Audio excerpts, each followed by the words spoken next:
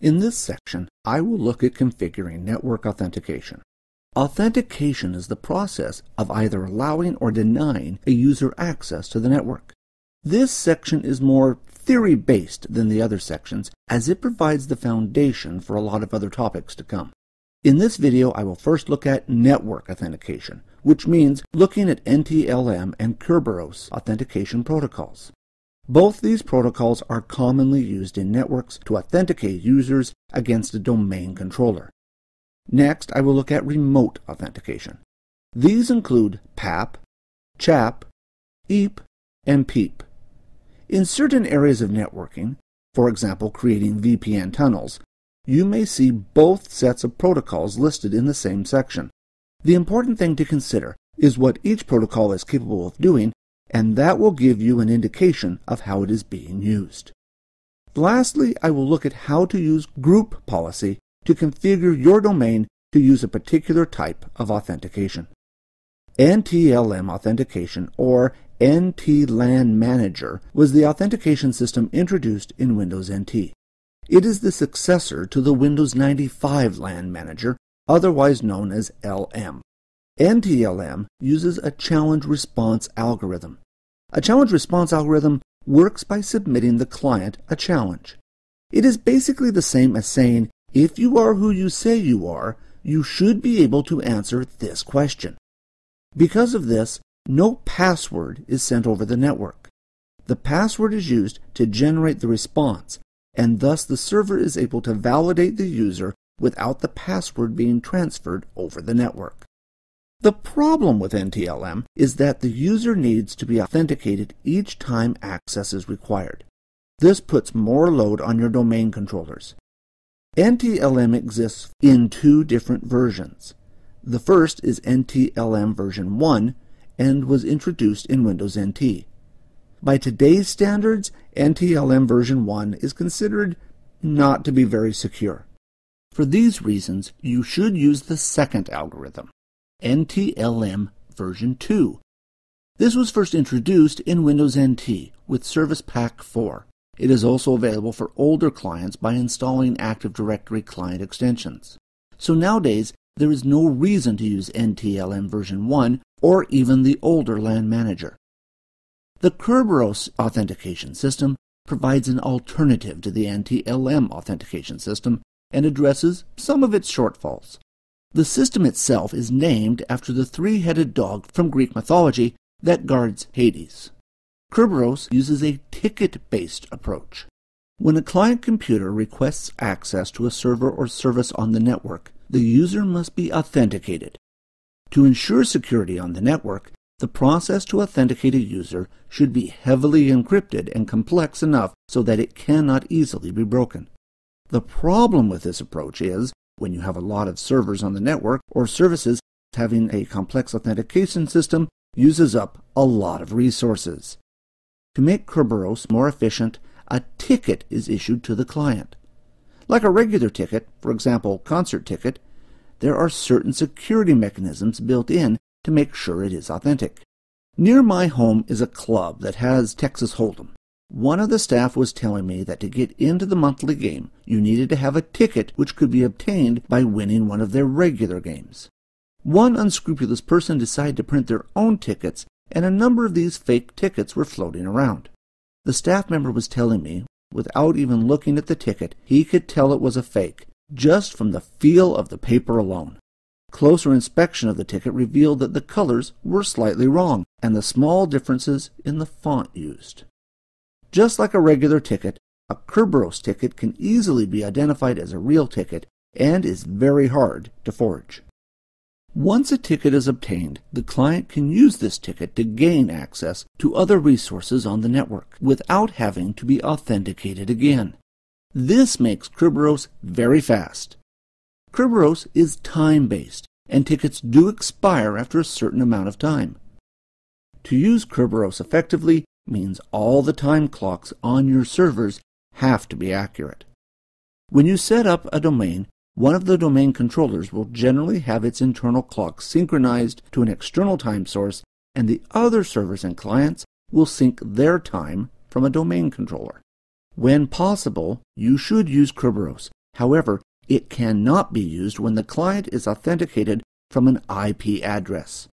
This is because Kerberos requires a trust relationship between the client and the domain. When authenticating using an IP address, the trust relationship cannot be verified. Also, Kerberos cannot be used when the client is not in the domain.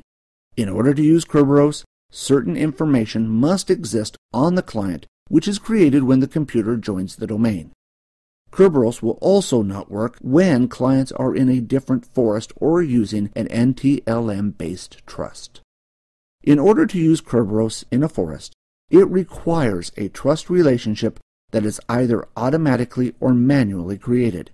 If this trust relationship is not present, Kerberos cannot be used as an authentication method. Kerberos can also be blocked by a firewall. NTLM and Kerberos are primarily used for authentication of a user on a network when they are directly connected. When connected remotely, there are often a different set of protocols used. The first of these is PAP. PAP, or Password Authentication Protocol, uses clear text. This makes the protocol very insecure and should only be used for backward compatibility or in a testing environment. Whenever possible, you should avoid using PAP. CHAP, or Challenge Handshake Authentication Protocol, is primarily used for remote authentication. There are 3 different versions of the protocol. The first is simply CHAP, which is used for non-Windows environments such as Unix. The next is Microsoft's version of CHAP, called MS-CHAP. MS-CHAP is primarily used for dial-up and remote access services such as VPN. The protocol exists in 2 different versions. Version 1 is easy to hack, and because of this is no longer enabled by default in Windows Vista, Windows 7, or Windows Server 2008. To address some of the security concerns, MS-CHAP version 2 was developed and was first introduced in Windows 2000. If you are running Windows 95 or Windows 98, MS-CHAP version 2 can be added to the operating system. There is no reason nowadays that you need to be using MS-CHAP version 1.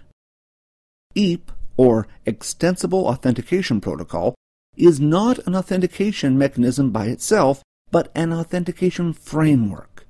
There are currently about 40 different protocols that bolt on to EAP.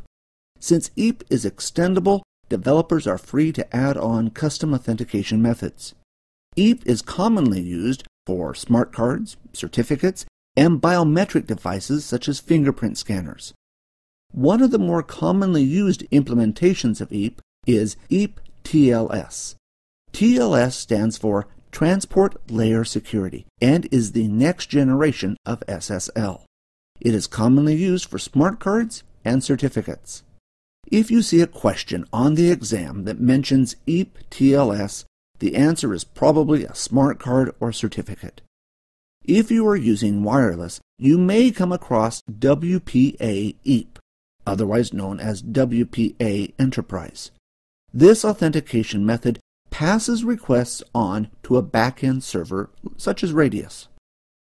PEEP, or Protected EAP, provides the same functionality as EAP, however the communication is encapsulated using Transport Layer Security. In order to use PEEP, you must require certificates. PEEP does offer some additional features not supported by EAP. These include Fast Reconnect, often used with wireless. Fast Reconnect allows a wireless point to cache authentication information, meaning that when a user reconnects to a wireless point that they previously connected to, there will not be a delay waiting on the user to be re-authenticated. PEEP in Windows Server 2008 supports 2 authentication methods.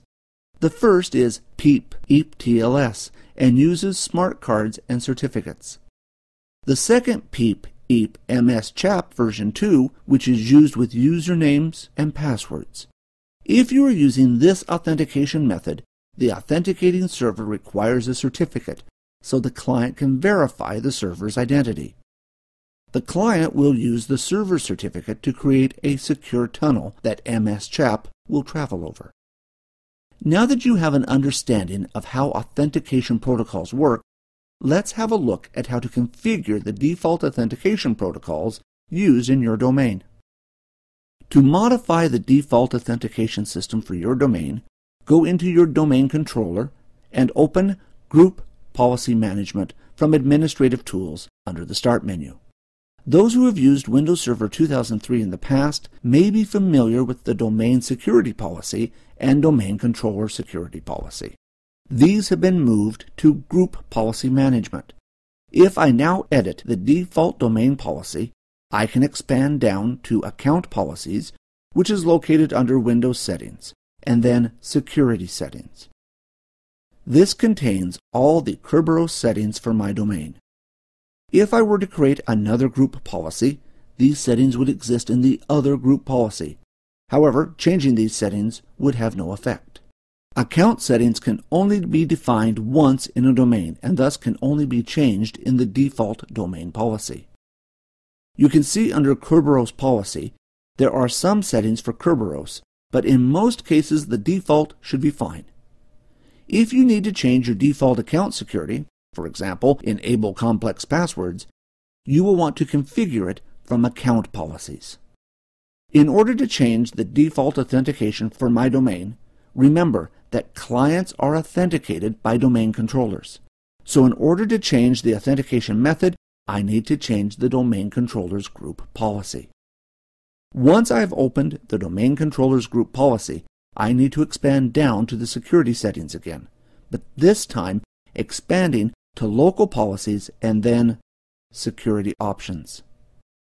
In Security Options, I need to find Network Security, LAN Manager Authentication Level. Here you can define which authentication methods your domain controller will use.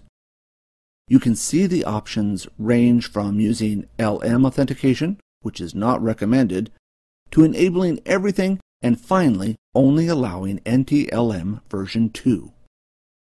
Kerberos is not mentioned, but is enabled by default. The last setting is the most secure, and the setting you should use if your clients support it. Selecting this option means NTLM version 2 and Kerberos authentication will be the only authentication protocols used. Before setting this setting, you should check to make sure you don't have any clients that do not support these authentication methods. In summary, remember that Kerberos is a ticket-based system. Initial authentication takes the longest, but once the client has been authenticated, accessing additional network resources is quite fast. When Kerberos is not available, use NTLM version 2 when that is available. Kerberos requires a trust relationship and thus is not available for a computer not in the domain or a computer connected to an NTLM trust relationship. Remember that EAP is an authentication framework. This means it includes a lot of authentication methods that may not be available in Windows. Sometimes these can be added to Windows. However, for the exam, you are not required to know the ones that come with Windows. In particular, remember that EAP TLS is mainly used with smart cards. You may get a question in the exam relating to this. This section has been more theory-based than the other sections, but provides a good foundation for the videos to come.